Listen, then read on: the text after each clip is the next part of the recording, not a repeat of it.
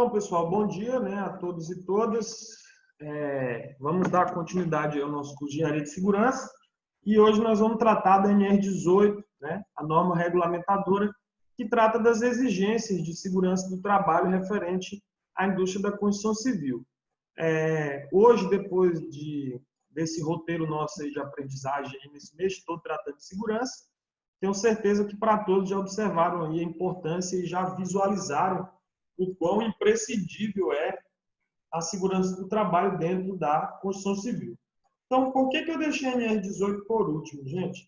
Porque a NR18 ela trata especificamente das exigências da área de segurança para a construção civil. Mas o que acontece? A gente vai observar na aula de hoje que as exigências de segurança voltadas para a construção civil, ela englobam as demais NRs existentes e discutidas até agora. Vamos lá. A NR3, que trata de embargo e interdição, né?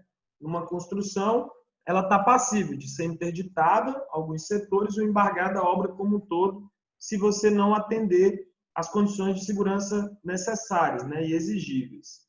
Aí vamos lá, continuando. A NR1 regulamenta treinamento e capacitação para as atividades nas diversas frentes existentes no campo da construção, bem como os trabalhadores de qualquer frente. Então, você tem diversos setores dentro da obra. Você tem o setor de carpintaria, você tem o canteiro de obra, tem o escritório, o almoxarifado, né? O setor de armação. Então, para cada setor desse, vai ter que ter, os profissionais vão ter, né, que passar por treinamento e habilitação para atender às condições e exigências de trabalho.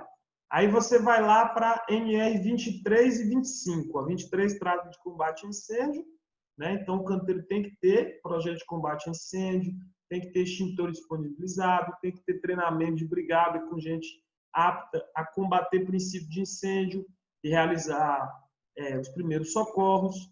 Aí a gente vai para a NR 35, que trata do trabalho em altura, né? Então, o profissional da engenharia da construção civil trabalha com trabalho em altura. Então, tem que ter treinamento, tem que ter os equipamentos de proteção adequados, tem que ter planejamento e organização na execução das atividades através da permissão de trabalho, como a gente viu, né? E aí eu volto de novo para trás. NR 7 e 9, né? PCMSO, Plano de Controle Médico de Saúde Ocupacional, e PPRA, PCMAT, Plano de Prevenção de Riscos Ambientais, com obras até 20 colaboradores, e Plano de Controle, né, para obras com mais de 20 colaboradores. Aí você pega a NR 15 e 16. Vai ter periculosidade? A obra que envolve combustíveis inflamáveis, riscos de explosão? Beleza, atende-se à norma. Não, vai usar a NR15, insalubridade, alguém vai ficar com exposição ao sol, ou a poeira, fumos, e em outras situações que é necessário insalubridade, é necessário observar na obra, né? Aí você vai lá, NR4, a obra conforme o grau de risco dos colaboradores, vai ter que ter SESMIT? Qual é a composição da SESMIT? É engenheiro, é técnico, é enfermeiro, é médico? Aí a gente pula para NR5, CIPA, toda obra com mais de 20 colaboradores tem que ter uma comissão interna de prevenção de acidentes, responsável por elaborar os mapas de risco. Então, vai ter que ter CIPA na obra. NR6, equipamento de proteção individual. Os equipamentos têm que estar adaptados para todas as funções, eliminando e controlando os riscos, né? Isso vai estar previsto no PPRA, e esses riscos vão estar linkados com o PCMSO e os exames clínicos necessários para se fazer a execução da obra. NR8, as edificações, né, as condições mínimas que o canteiro tem que ter, né, para receber os colaboradores. NR18, as condições de canteiro de obra, instalações sanitárias, os treinamentos.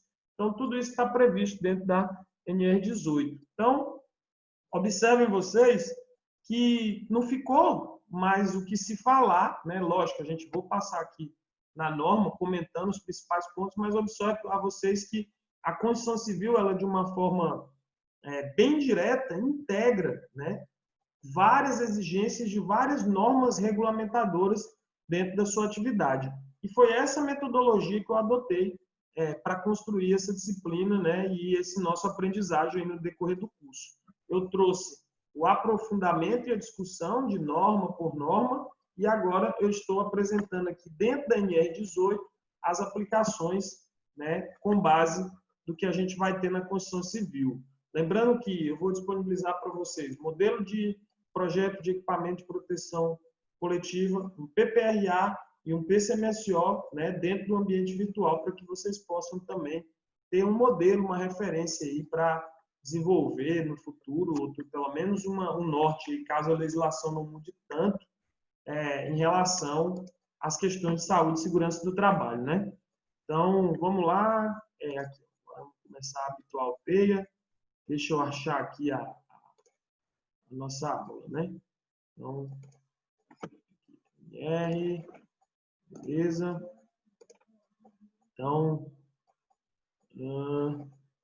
deixa eu fechar isso aqui. Deixa aqui. Continua sem aparecer. Deixa aqui. Fechando. Deixa eu ver aqui, gente. Continua sem aparecer aqui. Deixa eu ver. Tá, vamos fechar o slide. Não salva. Aí, agora apareceu. Então, vamos lá, gente. Então, a NR18 é a norma que trata das condições do meio ambiente, né, de trabalho, da indústria, da construção civil. Então, essa norma ela é regulamentada pela portaria de 95.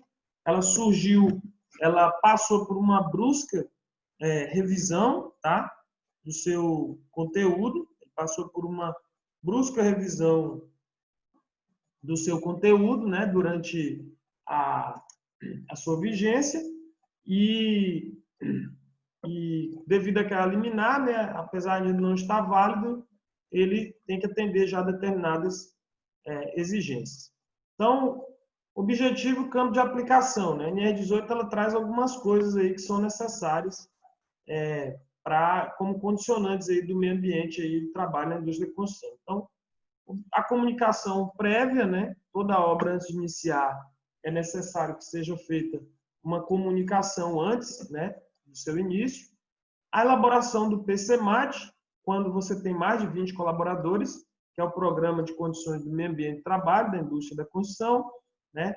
Trata das áreas de vivência, atividade de demolição, escavações, fundações, desmonte de rocha, carpintaria, armações de aço, estrutura de concreto, estruturas metálicas, operações de sondagem de corte a quente, escadas, rampas, passarelas, as medidas de proteção contra quedas em altura, movimentação de transporte, material e pessoas, os andames, cabo de aço, alvenaria, revestimento e acabamento, serviço de telhado, serviços flutuantes, serviços em locais confinados, instalações elétricas, máquinas e equipamentos e ferramentas diversas, os equipamentos de proteção individual, armazenamento e estocagem de materiais, transporte de trabalhadores em veículos automotores, proteção contra incêndio, sinalização de segurança, execução de treinamentos, ordem e limpeza, tapumes e galeria, né?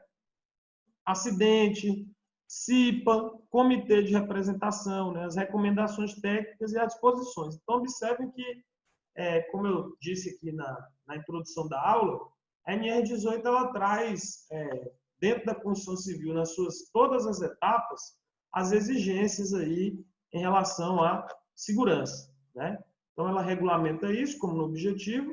Comunicação prévia, olha só, toda obra de construção civil, antes de iniciar, é obrigatória a comunicação à Delegacia Regional do Trabalho, antes do início das atividades, né? E essa comunicação ela tem que conter as seguintes informações: o endereço da obra, o endereço correto e qualificação do contratante, né? O tipo de obra, a data prevista para o início e conclusão da obra e o número máximo previsto de trabalhadores previsto na obra. Então, olha só, gente, o Ministério do Trabalho e Emprego, antes de começar qualquer atividade de construção civil, deve ser comunicado. Então, você que vai fazer a gestão de uma obra tem que ter ciência disso. Por que você tem que ter ciência disso? Porque nesse momento de assinatura de contrato, você não vai ter uma equipe técnica de segurança, né? para te passar essa informação. Dependendo do número de colaboradores, você nem vai ter alguém do setor de segurança. Por isso que é importante ter o conhecimento aí das normas regulamentadoras. Então, o PCMAT. O PCMAT é o Programa de Condições de Meio Ambiente de Trabalho. Tá? Esse documento está vinculado à NR18. Lá na aula de PPRA, eu mostrei um PCMAT para vocês. O que é um PCMAT? Ele nada mais é do que um PPRA mais bem elaborado e discutido, né? Então, toda obra que tem mais de 20 operários, ele tem que ter um PCMAT, e esse PCMAT ele traz as normas e os controles de segurança e as medidas a serem adotadas para atender todas essas exigências aqui, ó, de área de vivência, demolição, captaria, né, setor de corte, armação, estrutura elétrica, tudo aquilo que nós já falamos. Né? Então, o que integra aí um PCMAT? Né? O PPRA, o projeto de execução das proteções coletivas, as especificações técnicas das proteções, tanto coletivas quanto individuais, cronograma de implantação das medidas preventivas, né? O layout do canteiro, o programa de educação de saúde e segurança que vai ser implantado. Então, tudo isso daí é observado. Né? Então, você faz análise de risco, né? O PCMAT ele gera os riscos, tem que se fazer execução dos treinamentos, garantir o EPI, ele traz a descrição da obra, tem que se aplicar a área de vivência, né? E na execução. Então, área de vivência, ó, os canteiros de obras devem dispor de instalações sanitárias, né? Lavatório, mictório, chuveiro, vaso sanitário, vestiário, alojamento, locais de refeição, cozinha, quando houver preparo de refeições, lavanderia, área de lazer, né? E ambulatório, quando se tratar de feito de trabalho de mais de 50 trabalhadores. Então, instalação sanitária. A instalação sanitária deve ser constituída de lavatório, vaso, sanitário e mictório, né? Respeitada a proporção de um conjunto para cada 20 trabalhadores, né? Ou fração, bem como de chuveiro na proporção de um para cada 10. Então, se você tem 100 trabalhadores, você tem que ter no mínimo 5 conjuntos, né? E 10 chuveiros. E assim, proporcionalmente. Sanitário químico, né?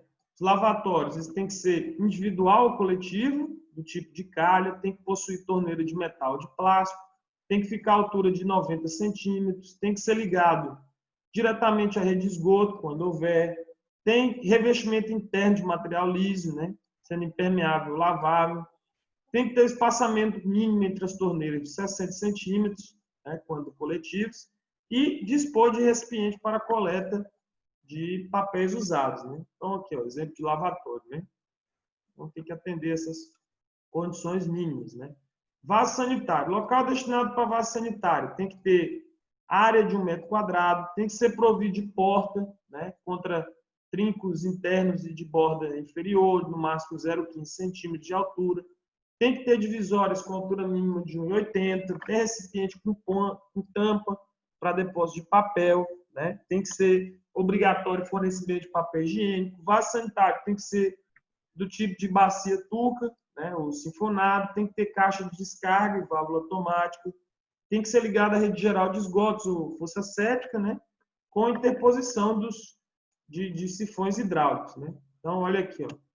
Exemplo de vaso sanitário, erro de vaso sanitário que não pode ocorrer, né? Olha só esse aqui, ó. Né? Coisas que parecem de outro mundo, mas acontece. Os mictórios, eles têm que ser individual ou coletivo, né? Do tipo de calha, tem que ter revestimento interno de material liso, tem que ser impermeável, lavado, provido de descarga, né? Provido de descarga automático, tem que respeitar a altura de 0,50 centímetros do piso, tem que estar também ligado diretamente à rede de esgoto ou à fossa, né? O mictório tipo calha, cada segmento de 60 centímetros tem que corresponder ao mictório tipo cuba, né? Então, olha aqui, ó, erros que não pode acontecer, né? Aqui tem 2 cubas, mas só um que usa, né? Não dá para usar 2 de uma vez. Chuveiro. A área mínima para a utilização de cada chuveiro tem que ser de 0,80 decímetros quadrados, né? Altura de 2,10. Os pisos locais onde for instalado o chuveiro tem que ter caimento que assegure o escoamento da água, né? Para a rede de esgoto. Ou quando houver ser de material derrapante ou provido de estrada de madeira.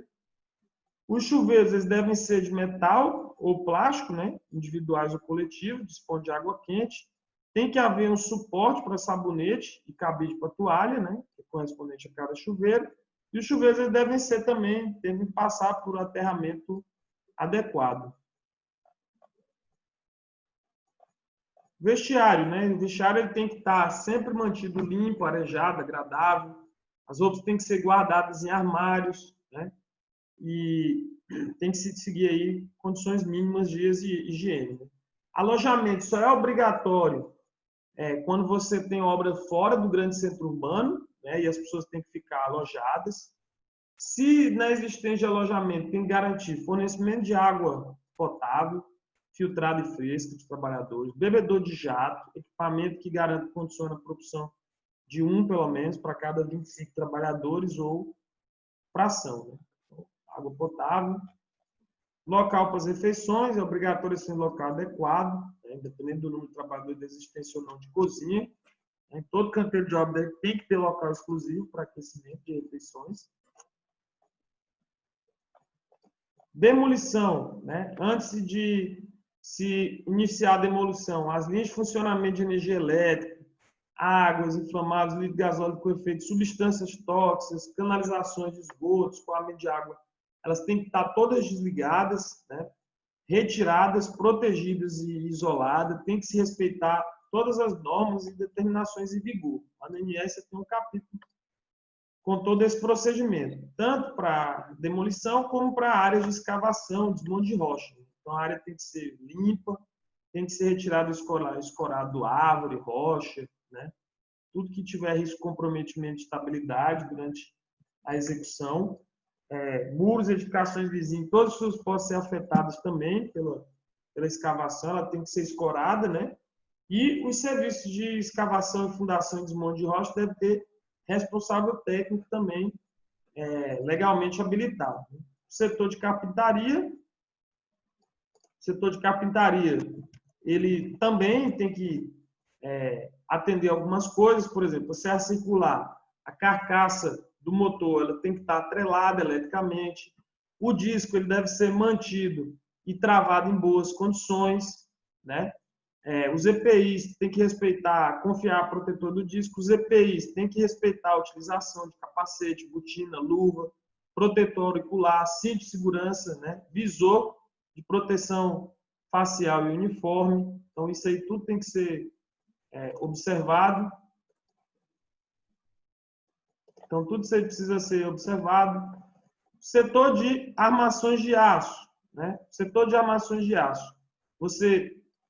Lá é onde vai ocorrer a dobragem e o corte dos vergalhões de aço tem que ser sob bancada, né?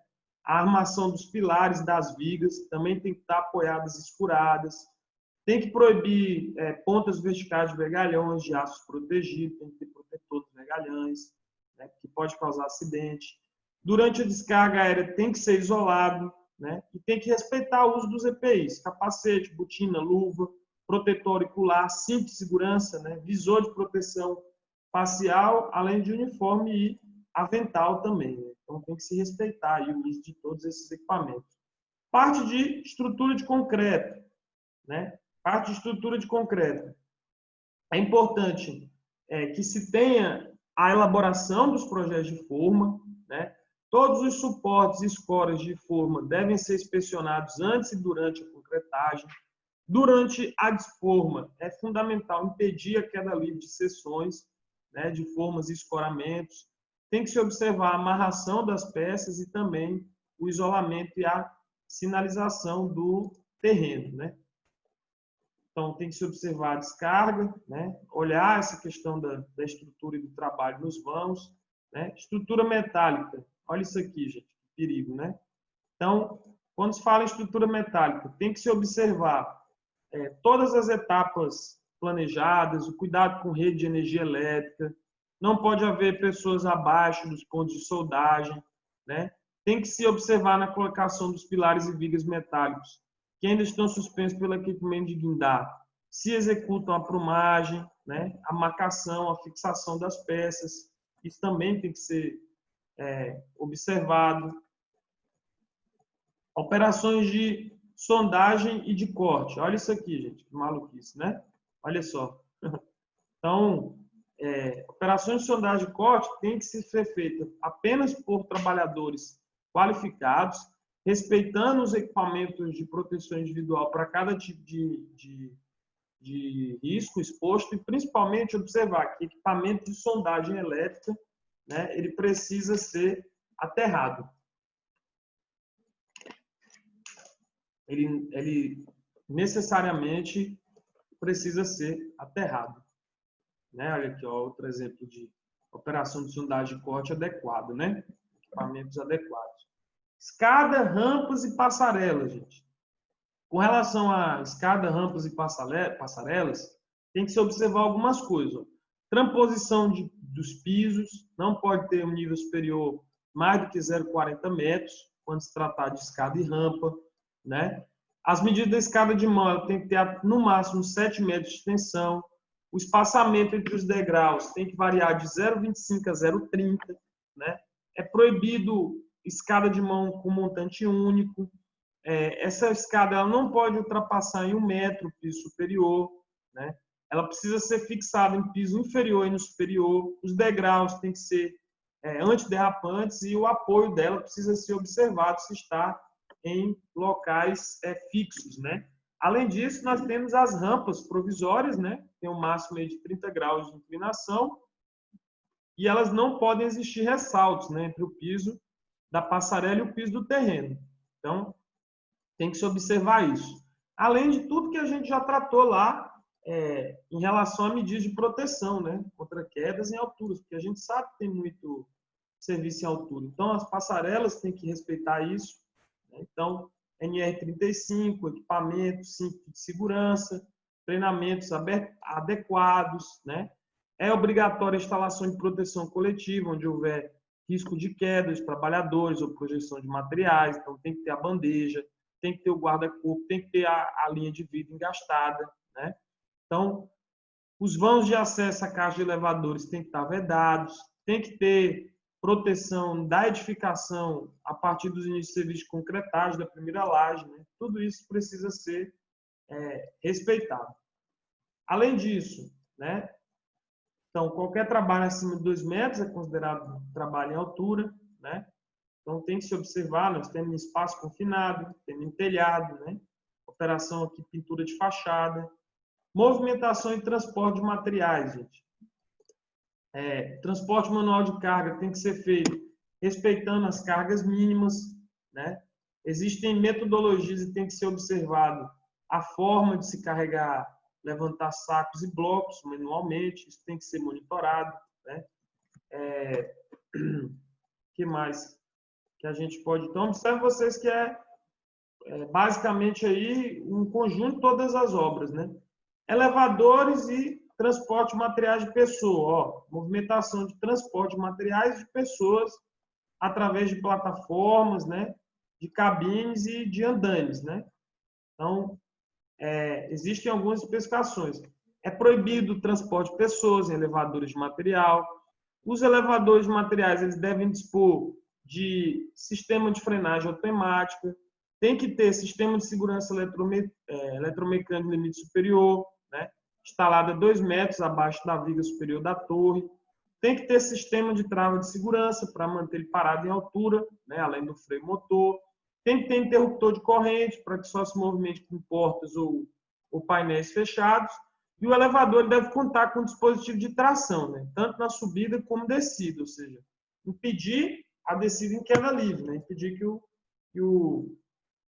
que o elevador ele caia, né?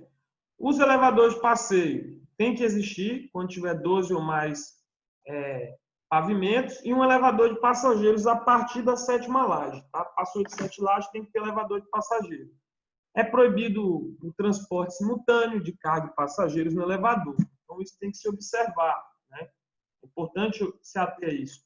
Com relação a andaimes e plataformas, tem que se ter plataforma, tá? Tem que se ter RT, para trabalhar RT de engenheiro mecânico, tem que se fazer a inspeção de trabalho antes de liberação de qualquer tipo de máquina desse, de andaime e de plataforma. Olha só, o terceiro módulo, segundo e primeiro módulo. Aqui é um exemplo né, de como fazer a montagem correta do andaime. Um andaime engastado, um piso que atenda, né? Aqui a gente tem o andaime móvel, o andaime suspenso, o balancinho utilizado para fachada, né? Tudo isso aqui, ó, cadeira suspensa, tudo isso aqui tem que ter andaime de fachadeiro, tudo isso tem que ter as plataformas e bandejas para evitar a queda de material, né? Olha aqui, ó. Então, a partir do pavimento, ó, você já tem que ter essa bandeja que é para evitar que materiais caiam, né, içados aí de grandes alturas e caia na cabeça de alguém, né?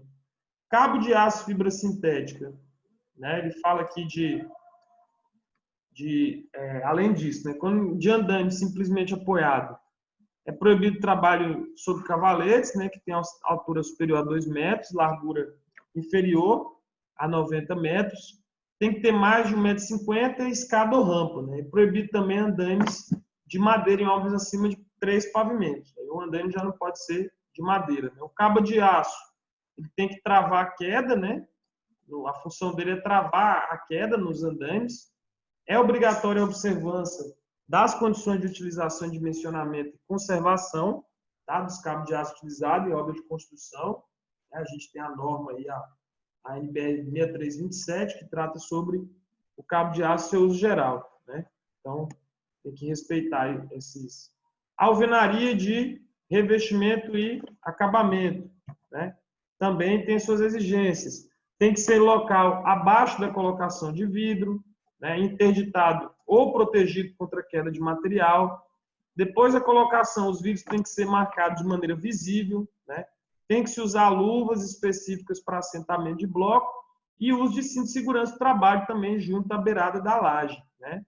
Além disso, para todos os serviços em telhado, é obrigatória a instalação do cabo de aço, né, do guia do cabo de aço, para fixar o cinto de segurança, do tipo paraquedas, e é proibido também trabalhar em telhado em tempo fechado, né, ou com chuva. Então, tipos de coberturas, né, os beirais, serviços flutuantes, que tem possibilidade de queda, né, tem que se usar colete salva-vida, trabalho em local confinado, né, também tem que ser sob supervisão, tem que ter treinamento específico, bem como equipamento específico. No que trata a instalações elétricas, né, tem que seguir lá a NR10, então tem que ter chave blindada, né, a chave elétrica para proteger a caixa metálica, chave elétrica Bopê, tem que ter chave magnética, os quadros gerais têm que ser mantidos trancados, bem como seus circuitos, né, com toda a sinalização exigente, sistema para combater incêndio, né? Quando se trata de máquinas, equipamentos e ferramentas, né? Martelo, chave, né? Telhadeira, picareta, né? Compactador tipo sapo, os EPIs da construção civil têm que estar bem previstos lá na NR6, né? Como a gente tem sempre falado sobre as NRs, EPI para trabalho em altura, né? EPI para trabalho em solo. O armazenamento e estocagem de materiais tem que ser classificada também, né, conforme norma. Não se pode se deslocar material sem ordem de serviço. A norma ela prevê também a segurança para o transporte dos colaboradores em veículos automotores, né? Projetos de combate a incêndio, né, e proteção. Sinalização de segurança, que a gente viu lá na NR26, também tem que estar distribuída por todo o canteiro. Treinamento, né? Todos os trabalhadores têm que ter treinamento adimensional para sua função e periódico, né? Para garantir a execução das atividades com segurança. Esse treinamento tem que ser realizado pelos técnicos. Então, a NR18 determina aqui, ó, todos os operários têm que receber treinamento dentro do seu horário de trabalho antes de iniciar suas tarefas, deve ser informado sobre todas as condições de risco em relação à sua função e as medidas coletivas individuais para ser adotadas. Aí eu pergunto para vocês, será que o pessoal tem treinamento lá, o operador da betoneira, o serralheiro, o pessoal que mexe com a montagem metálica, será se eles passam por devidos treinamentos? Será se eles têm ciência dos riscos que eles estão expostos, a importância do EPI adequado para cada função? Né? Isso no dia a dia a gente vê que não acontece na prática. E é importante ser implementado para reduzir ou evitar os acidentes, né?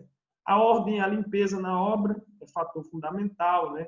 O uso de tapume e galeria, né, também é regulamentado. Em caso de acidente, né, tem que se fazer acate, como a gente falou, né? Tem que ter CIPA na obra, né?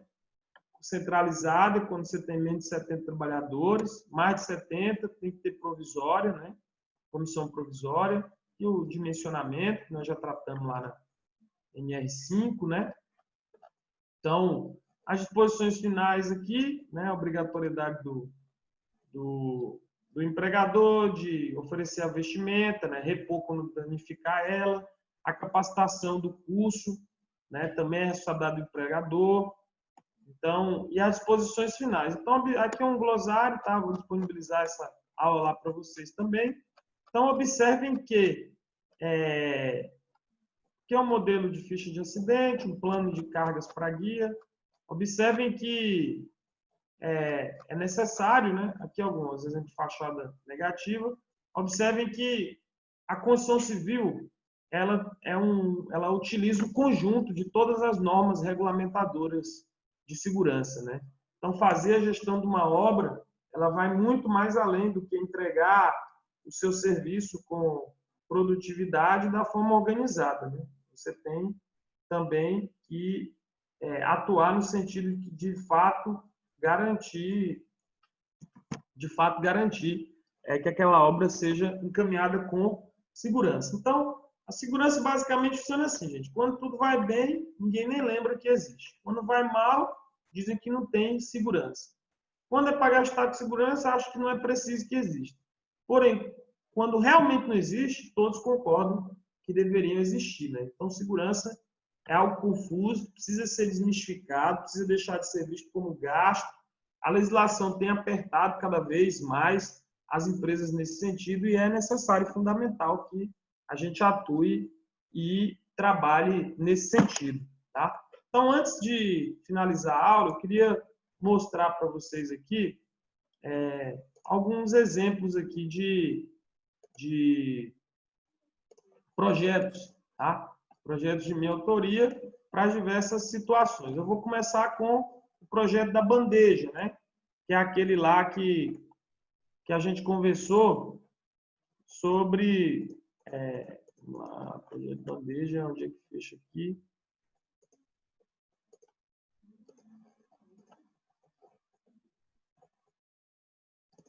Deixa eu abrir aqui de novo, que deu um problema. Então, vamos lá, bandeja.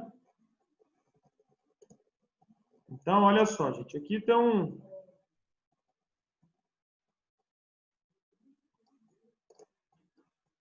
Deixa eu mostrar aqui para vocês. Olha só, esse aqui é um projeto de bandeja, né? Então, observem aí, ó. Então, ela vai ter aqui uma bandeja, né? No primeiro pavimento, outra no quarto. Olha aqui, essa é a bandeja primária. Essa é a secundária, caso caia de uma altura grande, quebre a bandeja, né? E a especificação técnica aqui, ó, da armação, os materiais utilizados, né? Então, esse aqui é um exemplo aí de projeto de bandeja, tá?